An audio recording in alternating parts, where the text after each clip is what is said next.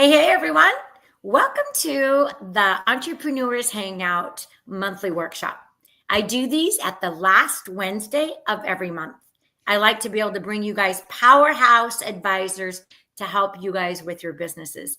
Today, I'm on with Megan Kearney, and Megan is going to be talking about how to build a scalable business, and she is with X Factor. We had a great podcast, like what, Megan, a couple of months ago? Yeah, at this point, I think maybe a few months ago.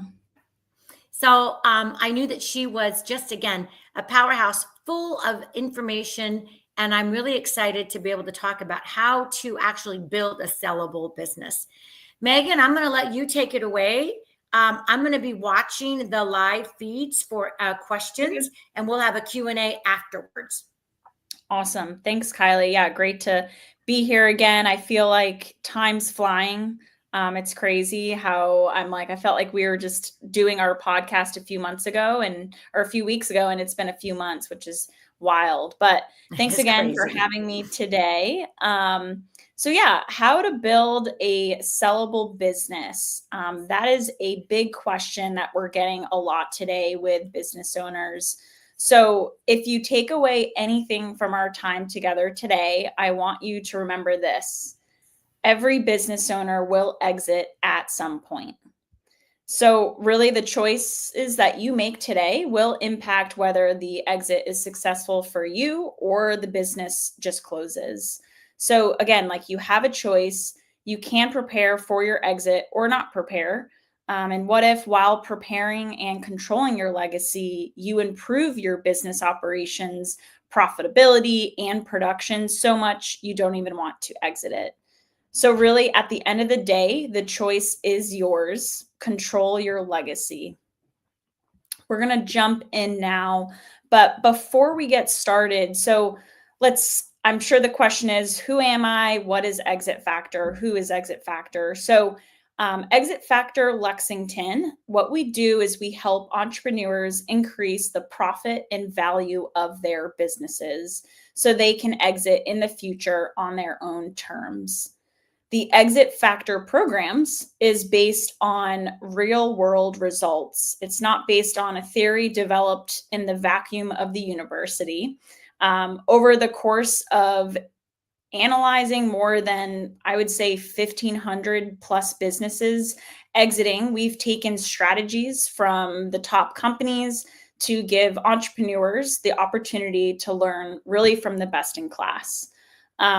Exit Factor Lexington is run by, as you can see in our photos, myself and my business partner, Todd. And we have over 25 years of M&A experience, both serving as entrepreneurs, investors, and business strategists. Exit Factor is also, I would say, hands down, one of the best ways, fastest ways to prepare for that exit. All right, so let's get into the really the meat of everything.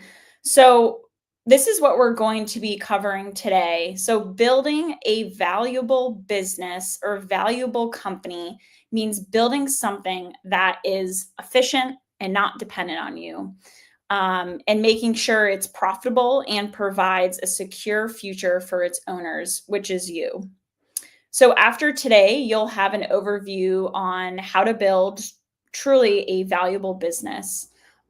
But the work does not stop there. It's not just a topic that you learn or master in a webinar or even a short course. So this is really, if you're joining us today here, it's just a quick, almost like a, hey, this is what you should start thinking about.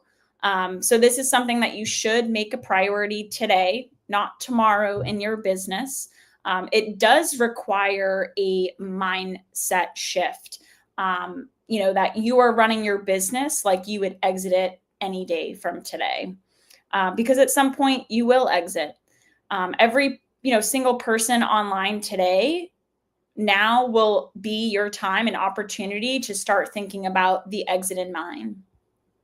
The difference is that some of us will exit successfully through a sale or even a transition to an employee, a family member, and others will have to close the doors. You have a choice on whether you want to control the future exit, and you can choose to ignore it or embrace it. But truly, the choice is yours.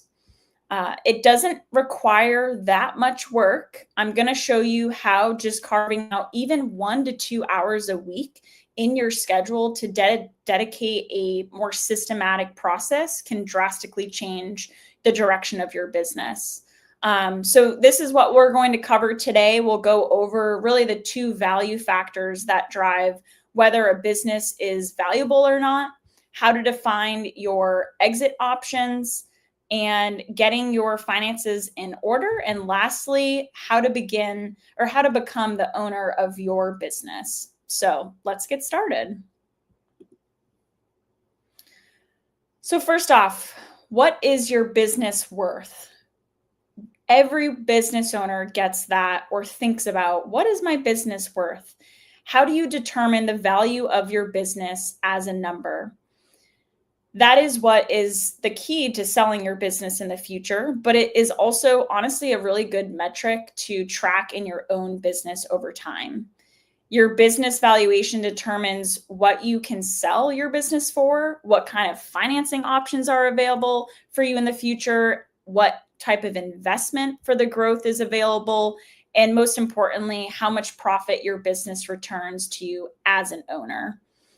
There are many different valuations I'm sure you see online and different formulas, but really the widest used probably across all different industries and professionals is the standard and is really the standard for the M&A professionals and business brokers and business bankers and buyers is a multiple of EBITDA. So EBITDA is your earnings before interest, taxes, depreciation, and amortization. That number is easily calculated off your profit and loss statement by you and your accountant. So when you think about it, the harder number to determine is the multiple. So what is multiple? The multiple will range widely depending on your business's quantity of earnings and the quality of the business asset you have built. So in working with us, we can help determine what the range is of multiples in your industry and where you will sit on the scale. But to give you a generic idea, I always like to think of this as an example. So the average small business that generates between $0 and up to 30 million in revenue has an EBITDA multiple of about 3.5 times.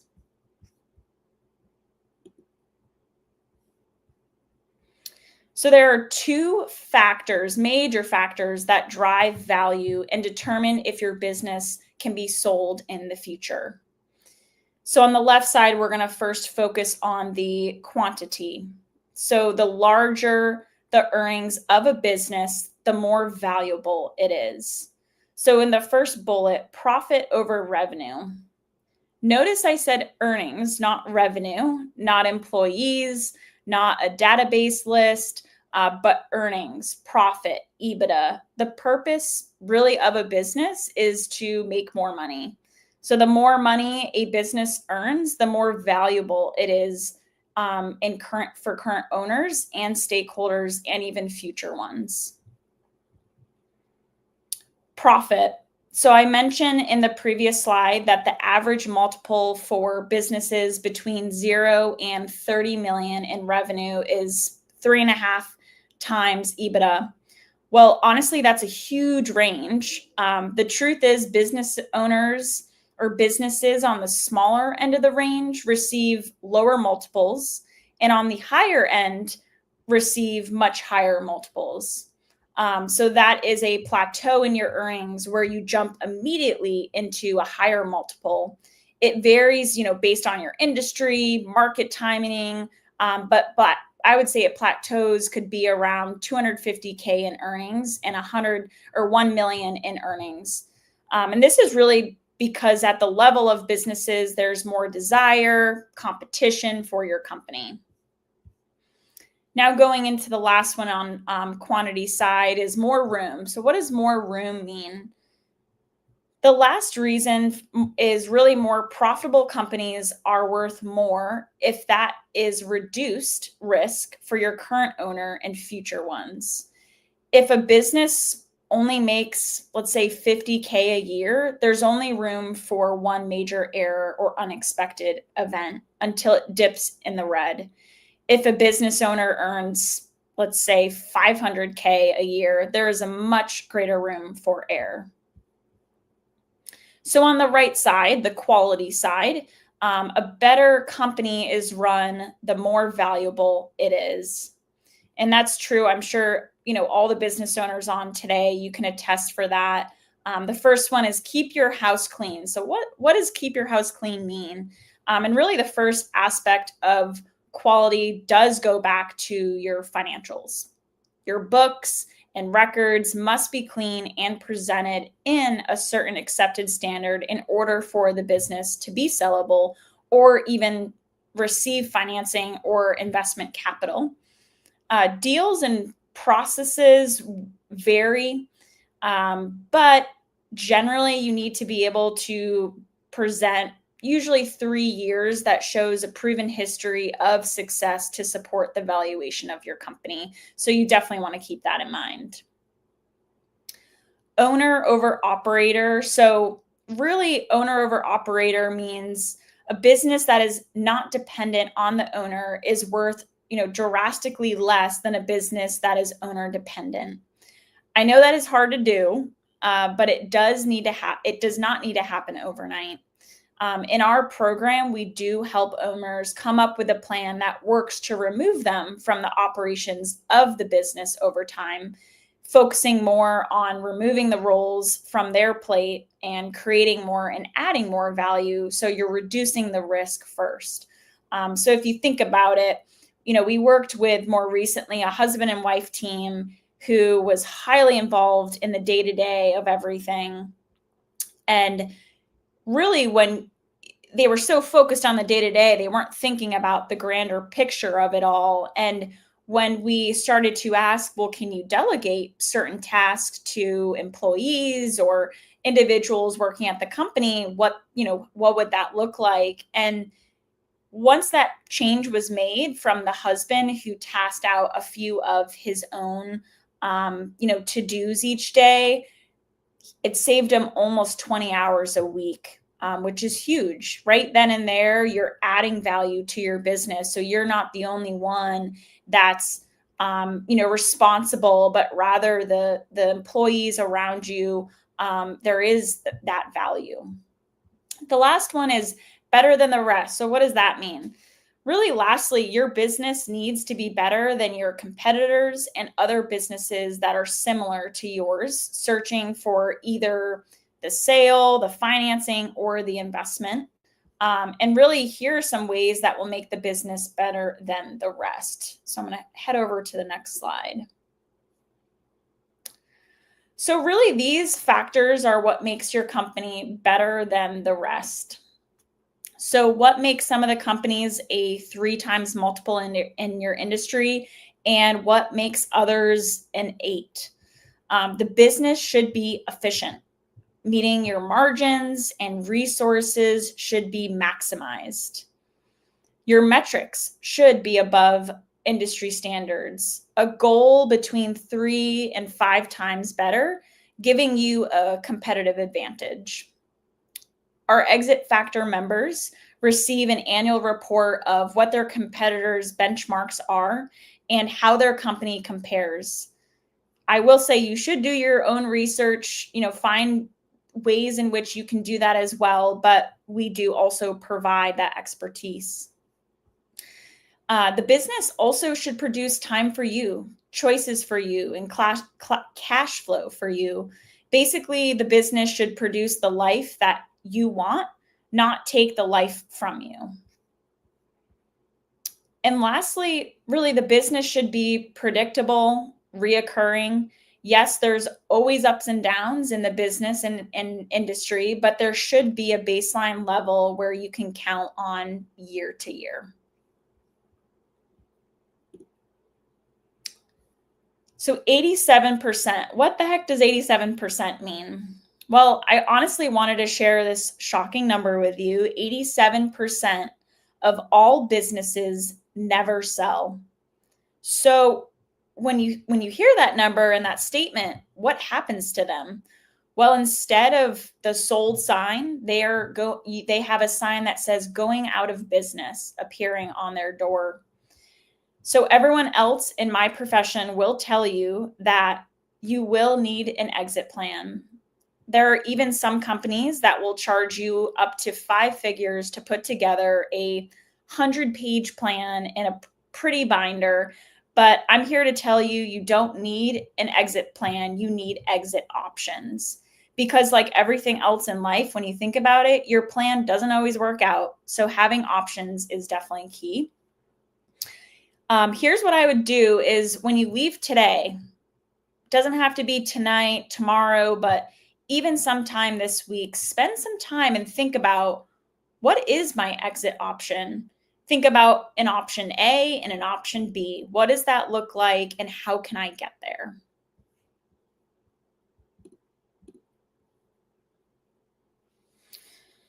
So the top reasons for sale, this comes up a lot. I would say almost all business owners that sell because they have a personal issue or opportunity in their life that forces them the sale, not because it was the plan. Personal reasons can be a relocation opportunity, a retirement dream, or even an illness that was unexpected. When you think about it, like life is truly so unpredictable and uncontrollable. I mean, humans are in generally unpredictable and uncontrollable, especially entrepreneurs. I know some of us have thought, I'm never going to sell my business. Why would I ever sell this business? It's not worth anything. All of us will leave our business either by walking through that front door, head held high, or going feet first. I get it. Your business is your baby. I have felt the same about, businesses in general or things in my life, and you can't fathom parting ways with it. But I ask, is your business your identity or just a role you play in your life? Is it possible that maybe you can achieve the same sense of accomplishment in another business or another role? Just some things to think about. Again, this all does not happen overnight or even honestly in a year.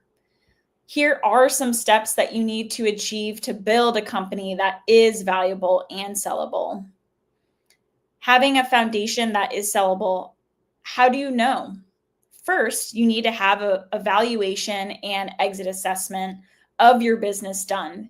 Think about it. I like to think at least about it as a health check. It tells you what is operating well in your business, what may need an operation, and how will all that ultimately weave into the business it is worth today.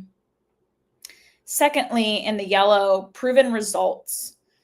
When you go to exit your valuation, when you go to exit your valuation will be dependent on really the last 3 to 5 years of your history. You can make it an impact in honestly a year, but it's much better to have multiple years of proven success rather than just one. So again, it's never too early to start planning that now. And lastly is the exit. So after that, you can get ready for your year, ultimately exit. Yes, the exit process usually takes, 1 to 2 at least years for that. But really, again, it's never too early to start thinking about your exit in mind now. I like this. I'm just going to read it. Plain and simple, not having a plan for your business is like retiring without having saved a day in your life. I think this has always hit me. I will say I am very much a planner. I know Kylie is too.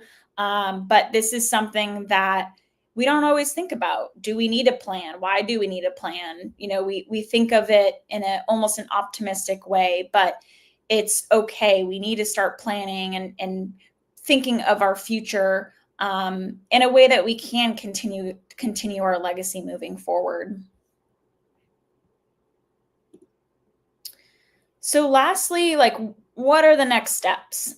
So we do have a business evaluation for free on our website that we can send out. And it really just shows your estimate of where you're at today in your business.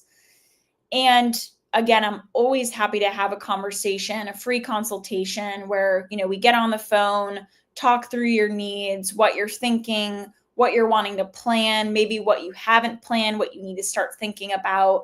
And this is my contact information. We'll send it out as well, for more further kind of conversations on everything. So yeah, I just want to say thank you everyone for joining us today. This is my contact information. You can reach me at megan.kearney@exitfactor.com. You can also reach me on my cell phone at 781-442-9951, or just go directly on our website, exitfactor.com/Lexington. Wow, wow, wow. That was awesome, amazing. I'm shocked at the 87%. I know. Absolutely shocked at the 87%. Yeah, it's crazy. And your analogy of like walking out the door, what happens? I think a lot of people just, either give up or maybe their kids don't want it or whatever. Loads of reasons. I'm very, very sure. Yeah. Yeah, this was Definitely. so informational. I've got a couple of questions coming in. Okay. So let me see. First of all, Lawanda, if you're still on, you can type in the chat if you've got a specific question. And by the way, everybody, I will make sure. Hang on. There's a background noise that I need to stop. That's weird. Okay. So what I'm going to do is what we can do, Megan, is make sure that if you wanted to, that book a free consultation we could have in the show notes. Okay. Okay. Got it. Perfect. Okay. So here, let's get some questions. Lawanda, thank you very much. She says amazing information and very valuable. And what's nice is I'm trying to talk Megan Kearney and being one of my advisors in Business in a Box. And so you'll have some direct communication with her and she'll be teaching when we get it all wrapped up. But let's go back to the questions. So what's the most common reason that business owners decide to sell? And then how can they prepare for that? Yeah, great question. Top reason is burnout.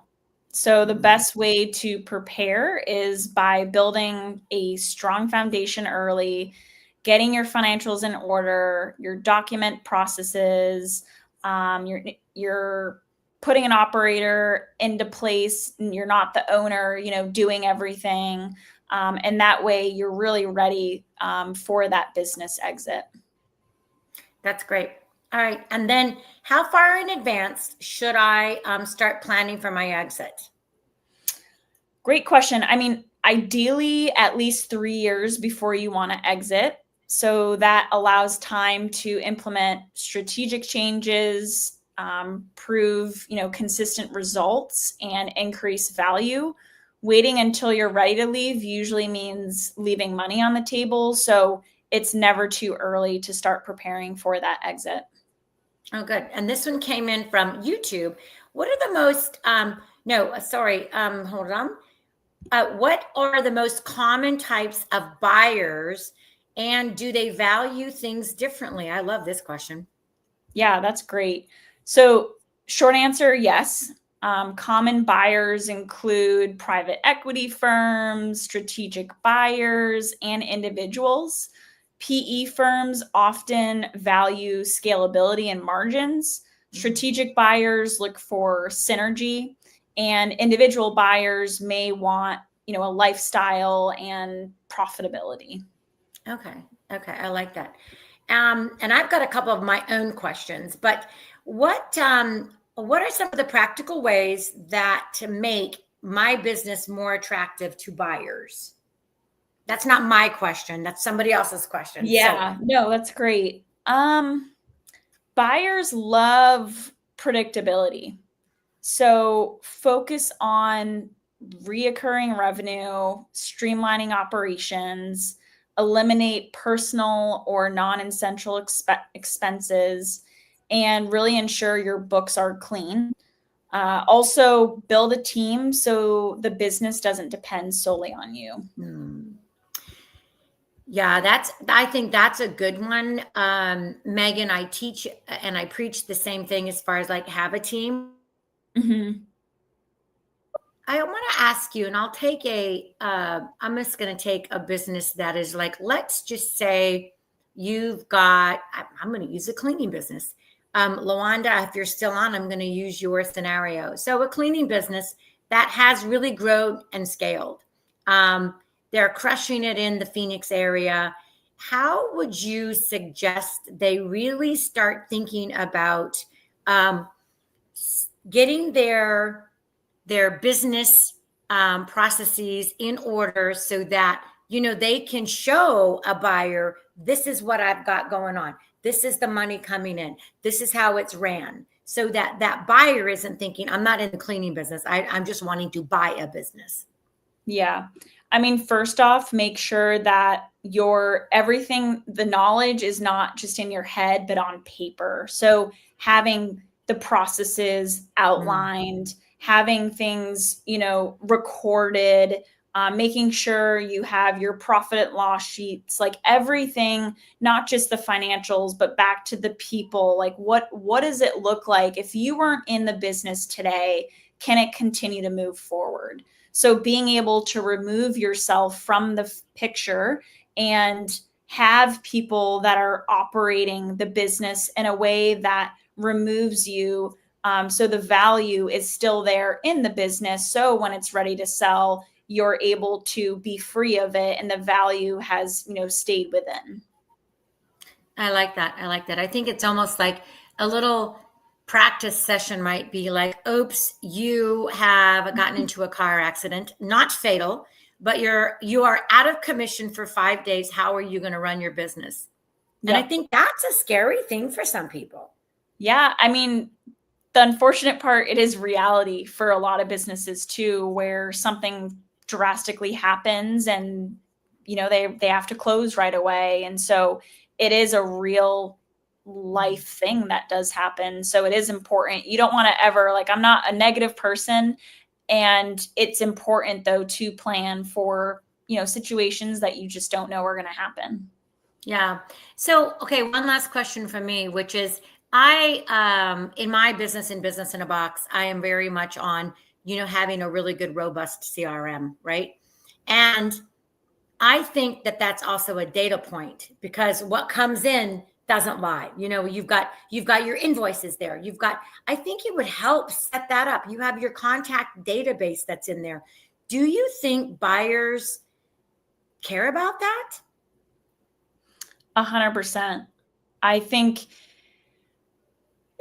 100% in the sense of it depends on the buyer. I think most buyers want to have some sort of automation or track record, or a way that they can come in and really understand who their clients are today and what percentage of the clients are in the top 5%. And so it is important to have those types of automations in place. But there are also buyers who find it, who cares? I'm going to clean. A lot of the private equity companies want to come in no matter the state of the business to a certain degree, and they want to clean it up. But overall, I would say probably 90% of buyers, or 95% of buyers, definitely want to have more of an automation so they can come in and already have some streamlines in there. I love it. Megan, thank you so much. Again, we'll put all the show notes down below. This has been great. It's been streamed live on LinkedIn and YouTube. For some reason, Facebook it did a little poo-poo thing on us, which I can't imagine, but that's okay. We'll blame Mark Zuckerberg for that one. But we'll also put in the notes how they can do your consultation. Okay, perfect. I Awesome. love it. Thanks, I love Kylie. Always appreciate it. Bye for now. All right, you guys. So you can join my community of Entrepreneurs Hangout. We can also, if you would like to do a workshop, hit me up either on LinkedIn and or Facebook Messenger. It's just Kylie Dahl. You'll find me everywhere. And just let me know what you'd like to talk about. But Megan, thank you so much. I appreciate you like crazy. Awesome. Thanks, Kylie.